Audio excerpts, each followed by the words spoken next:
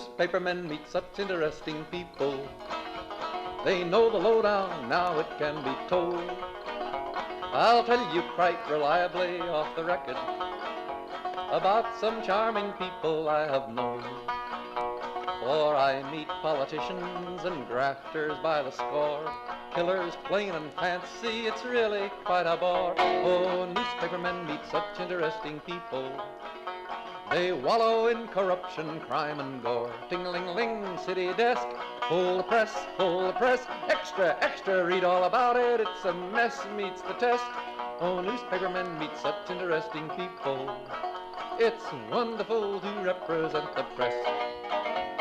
Welcome to the Media Project, an inside look at media coverage of current events. I'm Judy Patrick, former editor of the Daily Gazette and vice president now for editorial development for the New York Press Association, filling in for our usual host, Rex Smith, former editor of the Albany Times-Union.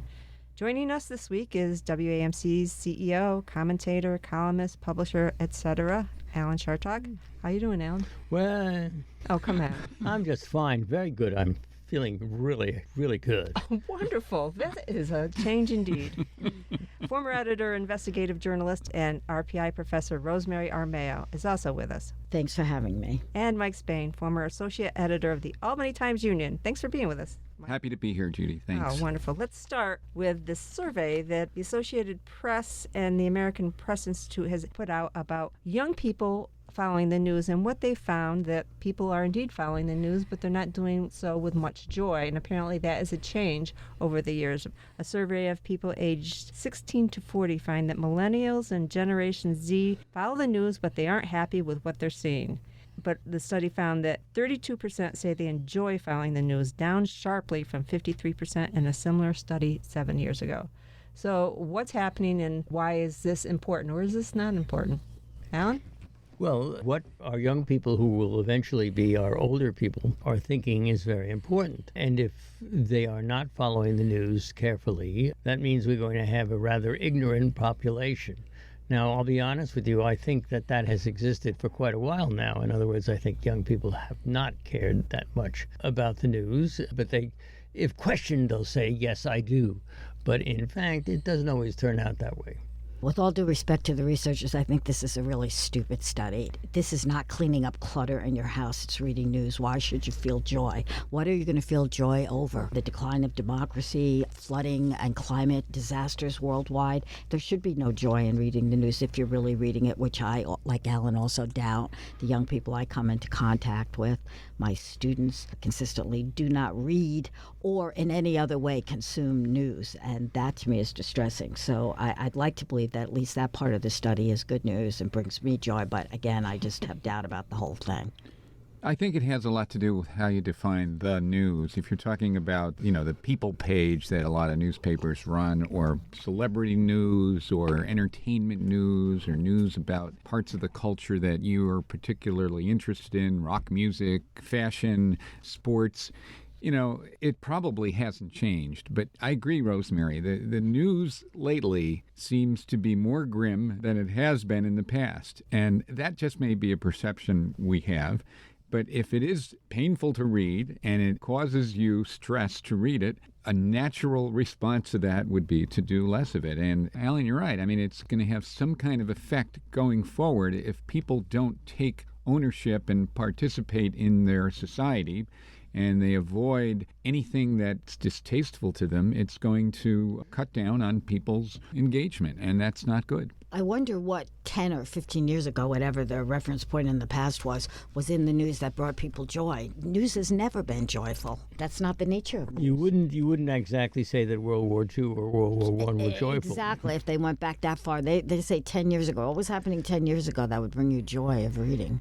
Yeah. Barack Obama's ascendancy, maybe. It could have been that 10 years ago there was far less news for them to consume, or news I put in air quotes, because social media has bombarded them with a lot of content. Whether or not we consider it news, maybe they consider it news. If we went out in the street and asked people to define news, they probably wouldn't be able to. for people in the newspaper industry, it's always been important to cultivate that younger audience because we knew that they were going to grow up and eventually subscribe to newspapers. And so that's why we always tried to cater to this younger audience. And it has always been a slog. And I was surprised that 50-some percentage of young people enjoyed the news 7 years ago. That seemed high. And of course, we don't really know who's telling the truth and who's lying. You know, when you say to somebody, do you enjoy the news? What are you going to do? Say, no, I hate the news and I don't listen to it and I reject it. I think there's an awful lot of not telling the truth. Yeah, going back to what you were saying, Judy, I think there always has been a belief that younger people, they're single often, they don't have children, and their life is busy enough socially with their work, etc. They're paying attention less to what's going on in their local community. Then they might settle down, they might get married, have children, buy a house, have to pay property taxes, have to worry about local schools, have to worry about water and pollution and the cost of living a whole lot more. And then suddenly they begin to pay more attention and they get more involved. And that had been a trend. But this survey, and I think we can all admit and talk about how surveys can be skewed, but this particular survey kind of fights that notion that even as they get older, they're turning away from the news, which would be a very disappointing trend. You know, I have so much trouble believing any of this stuff. If we were to stand in front of the legislative office building in downtown Albany and ask, who's the governor of New York, I think you'd be pretty distressed as to the fact that people don't know, have no idea. And if you asked who the lieutenant governor of New York is, forget it, Jack. Right, but if you asked them who won the Grammy for Best Pop Single, they would know, and they would think that would be news. This is the conundrum of this poll. Which brings us a good transition to this next issue, which is last week, 2 media polls announced results that seemed almost willful efforts to portray the public as extremists. This is according to the Fair and Accuracy in Reporting Project. The Economist announced that most Americans see the U.S.-Mexican border situation as a crisis, with 59% of Americans accepting that characterization, with just 22% who do not. The same day, NPR reported that a majority of Americans see an invasion at the southern border. But both of these polls reinforced the larger narrative being promoted by Fox News and Republicans that an increased number of migrants being stopped at the border represents a serious threat to the U.S. The problem, however, is with the polling questions. And the questions in both of these polls were unbalanced. They didn't give people enough leeway to offer a valid opinion. And as a result, the results were skewed. These kind of unbalanced questions make me wonder about the value of polling in general. I mean, we use them a lot, but what value do they bring to our understanding of the world, and why do news media organizations love them so much? Well, part of it is that the news organizations have to decide what red meat they want to give to their people. In other words, what is it we want to give out in order to get people to listen to us, to read us, to take advantage of what we have to offer? So I think the polling becomes very important in terms of the dissemination of news. Legitimately, news organizations team up with universities, organizations that do public opinion surveys to try to get the news beyond the news. And certainly, going into an election, you want to have a sense on what the issues are, and you want to have a sense of maybe the candidates that are out there in front and what the public thinks of the particular candidates, to generate the conversation that is important to the community when they're about to elect new people or vote on a particular referendum. So it's a legitimate attempt. Whether there's any value in it, whether the surveys are accurate, I think we all learned on Election Day in 2016 that surveys can be extremely inaccurate. And as Judy, you were pointing out, I mean, a lot has to do with how the questions are posed. I think since 2016, journalists have been as dependent as polls as ever. They did not learn the lesson, and they don't ask the questions that they ought to, like what was the sample size, what's the percentage of error, who did the poll, that affects it, and how are the questions worded. In this case, unbalanced means, in this case, is the situation on the border a crisis? Is there a situation on the border? What situation? I don't think there's a situation on the border, but that's not an option that you're given. And you get these polls now, alleged polls that come over the telephone. I love them. I get them from my mother, who is a registered Republican. I am not. And they'll say, do you think that the press has hammered Donald Trump mercilessly and unfairly? And my answer is no, I don't think they've gone after him hard enough. And that's it. And the weaknesses in polls have been exposed since 2016, including that on the state level, for example, in many states, they're completely inaccurate. They're flying blind. And we don't know that. We report it as if the poll shows, And then there's the question of what exactly does it matter what people think. People in America seem to think, depending on how the questions are asked, that abortion, total bans are a bad idea, that unfettered guns with no regulation or allowances for safety, that those are a bad idea. We don't get our way. Our representatives are not paying attention to the polls. I think polls are lazy reporting. You get a nice report that says, wow, people are worried about the border, and that's your story, rather than going out and seeing what the situation really is and reporting from the border. That costs money and the salaries of expensive reporters. We don't do that. And yet, Rosemary, I think the importance is that people care enough to be politically active based on what their perception is, right? So that we can say, well, the polls aren't accurate. They don't measure what they should.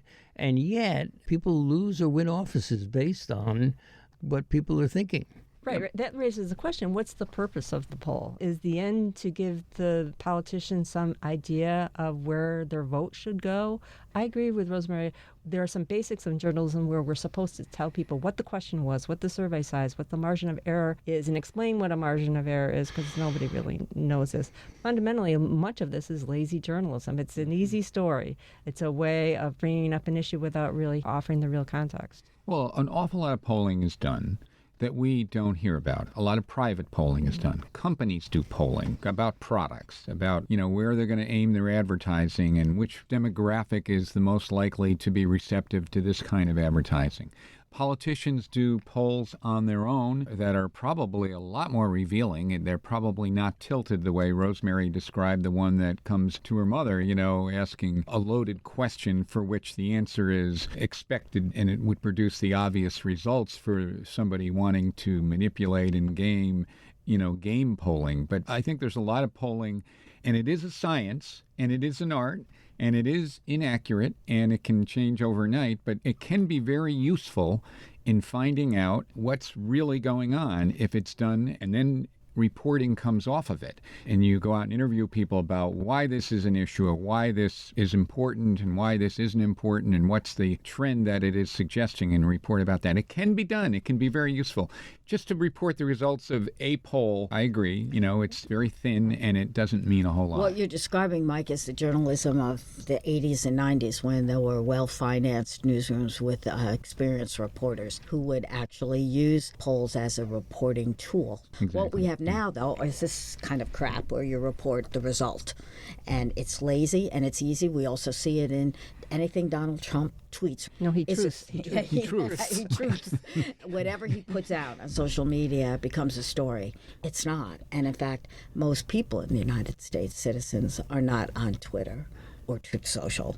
No, most are not on Truth Social, that's for sure. But journalists are, and that's what we're reporting, because why? It's easy. You don't have to be an experienced journalist who knows how to find sources and dig out information. You can just do surface. But how white do you want your toothpaste? Yeah, right, exactly. In other words, there have always been reasons that people poll. Some of them have been toothpaste questions. Mm-hmm. Some of them have been, if we Republicans or Democrats put up a particular candidate, how well will they do?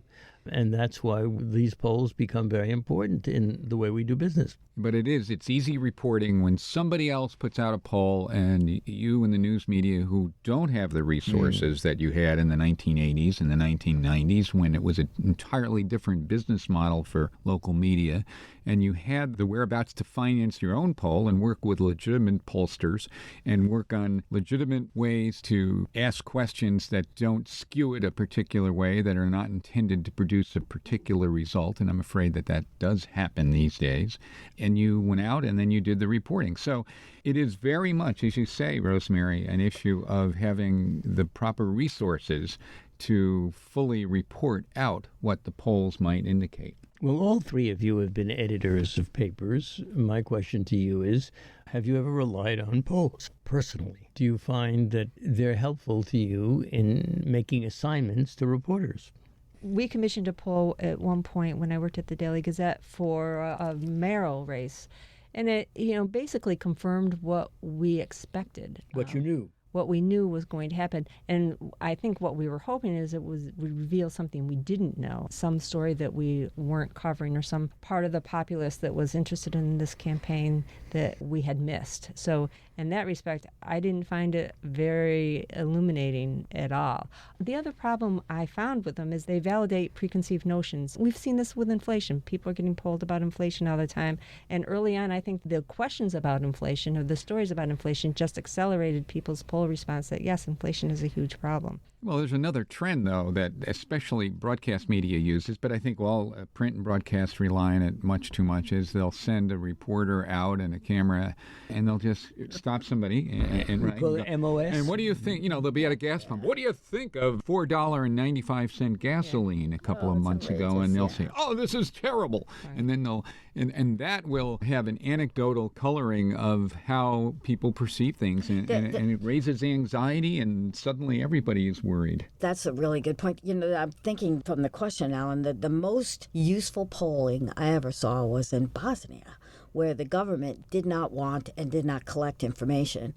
And so the reporters paid for polling places to go out and ask questions to find out what people thought. It was radical that you would even care what people think, because the government didn't provide it. That was extremely powerful. But they didn't stop the pollsters from asking the questions, right? No. They were free to do it. Yeah, in Bosnia, the way you stop the press is ignore it and treat it as, foolish. But people were struck by the idea that somebody's asking me what I think of.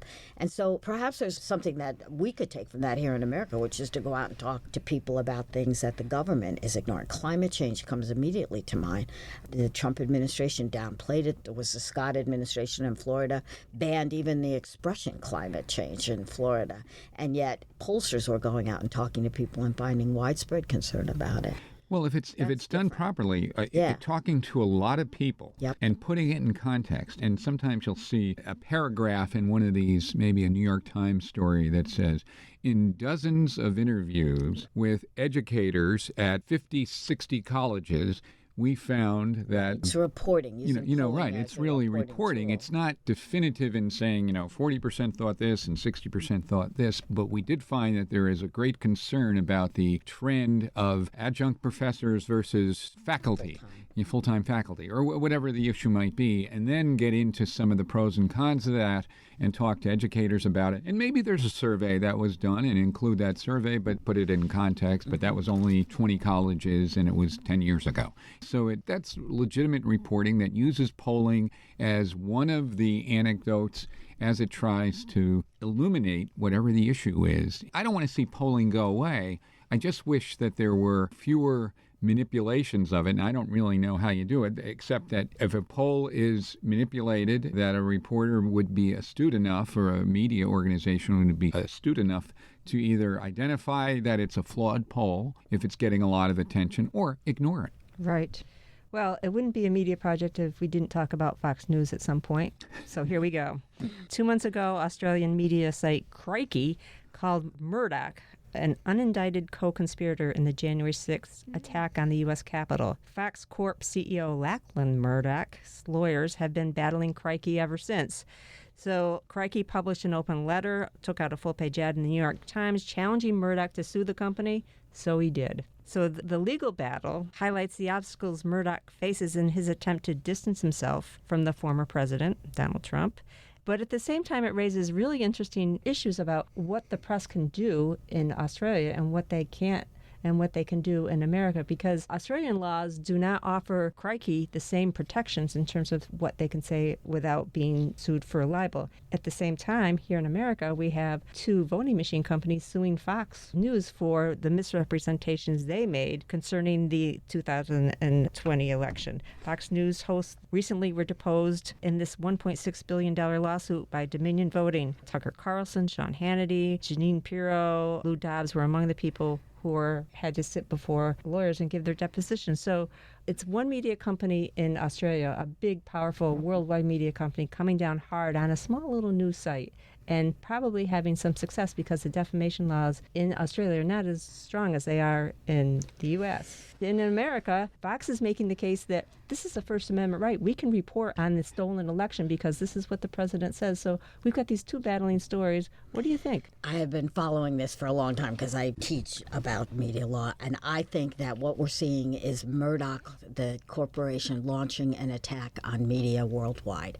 In Australia, there's no First Amendment. In the United States, that case would, if they brought it, I don't think any lawyer would take it. It would go nowhere because opinion about political activity is hugely protected under the First Amendment. There's just nowhere to go. Australia does not have the First Amendment, and he might indeed crush Crikey. Big kudos to Crikey for fighting for the freedom to say what they want to and what they think. Now, on the other hand, going against Dominion here, that case is really interesting. These kinds of cases seldom go to trial. They are usually settled beforehand. And Murdoch's corporation is not giving an inch. It's like they want it to go to trial, in which case they are likely to lose. Yes, they are. They're likely to lose. They had reckless disregard for the truth. Every definition, it was libelous. Oh my God! It was a vendetta. It just fits it. But if they lose, it ends up in the U.S. Supreme Court, which we know now is supremely anti-press, 6-3 supermajority, very conservative.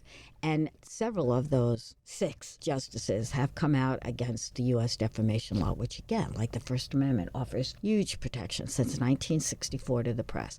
They can make mistakes. They have wide latitude in reporting about matters of public interest. I mean, it should be noted when people in the news media show a reckless disregard for the truth. In other words, they ignore all the truth that's lying in front of them and report it differently. That is not protected. Or if they have a vendetta and it can be proven that they reported something to hurt somebody because they had a vendetta against them. And that's very difficult to prove. And it means it has to be even more than that with public figures. They can be held liable for that. But other than that, if they make a mistake, very difficult. If they make a mistake or if the reporting is wrong, they do have protections under the First Amendment, under the 1964 ruling of Times versus Sullivan. So here's my nightmare, that the Dominion case goes to trial, and if Murdoch loses, he appeals. It goes to the Supreme Court, and they get to rule not just on the case, but on Times versus Sullivan. And this is a Supreme Court that has already shown with Roe v. Wade and voting rights that they have no regard for precedent, and they can rewrite that. And we lose a huge protection. It would be sympathetic because the liberals want Murdoch to lose. They don't want him to have the right. So they wouldn't look as bad as they do in Roe v. Wade. It would be a public relations dream for them. Yeah. Then Lachlan Murdoch is leading the charge against a small news site in Australia that he feels has wronged him and portrayed him in a negative light. But, a different case there, and they're smart enough to know that. There's no First Amendment there. He may very well win that because that was defamatory, but it's not protected political speech and opinion in Australia the way it is here. So he doesn't care that his 2 cases are contradictory. Well, you call it defamatory. It defamed him, but it reported the truth that he was the head of a company where many of the commentators were... But that's not what they reported. They called him an unindicted co-conspirator. There's absolutely no litigation about anybody in January 6th. It's a lie. It's defamatory. But it's rhetorical.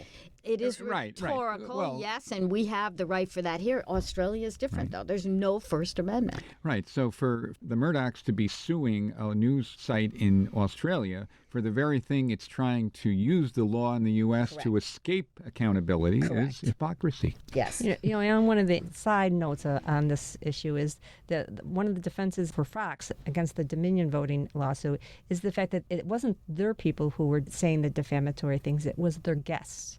And so when it comes to broadcast news, what control have you over what your guests say, or were they responsible because they booked the guests? That's not true. It was Lou Dobbs, who has since been let go.